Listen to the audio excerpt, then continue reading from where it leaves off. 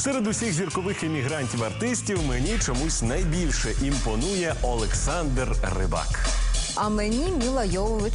Справді, вона завжди привітна, усміхнена та щоразу приїжджаючи до нас, намагається щось згадати про своє тутешнє дитинство. А от Олександр Рибак вже навіть вирішив придбати дачу у Білорусі. До речі, непогана ідея, бо доглядати буде кому – білоруським родичам співака. Переможець Євробачення 2009 Олександр Рибак у Вітебську поєднав корисне з приємним. Котре нагадав про себе та свою скрипку всій Європі. Душі твоєї таємне світло, шляхом ночним знов привело.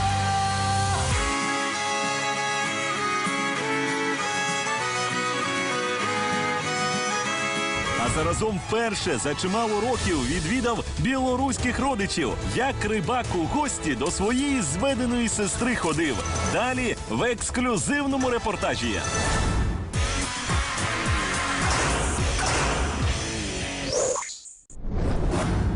Дістатися квартири своїх родичів, які мешкають у Вітебську, Олександрові виявилося вельми непросто. На батьківщині пращурів норвежець із білоруським корінням, як з'ясувалося, головний кумир дівчат від 13 і далі. Буквально на кожному кроці артист роздавав сотні автографів, приймав подарунки та фотографувався.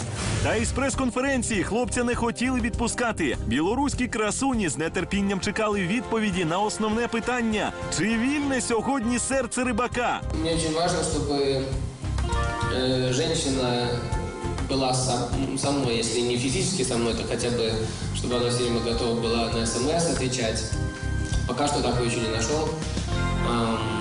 Я знаю, что она где-то ждет меня.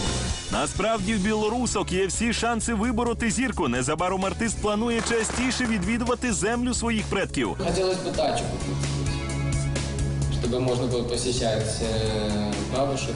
А поки й без дачі Рибаку є де заночувати. У Вітебську залишилася його зведена по батькові сестра Юлія та племінниця Уляна. На наших очах відбулася, тільки уявіть, друга за все життя зустріч Олександра з сестрою. Потом поздороваемся, давай сначала с тобой. Привет. Родина Сашка емігрувала до Норвегії, коли йому було 4 рочки. Зате тепер вони збираються надолужити згаяне. Ось і цього разу перед вечірнім виступом на Слов'янському базарі вперше в житті Олександр їде в гості до вітебської квартири сестри. Обычно, да, людям более неинтересно общаться с родственниками. А вот у меня же такая жизнь, что у меня вообще нету времени на семью. Так что я очень стремлюсь к таким встречам каждый раз. Например, маму я вижу 1 раз в месяц. Хотя я живу возле мамы 20 минут от мамы. Привет. Привет. Как дела? Хорошо.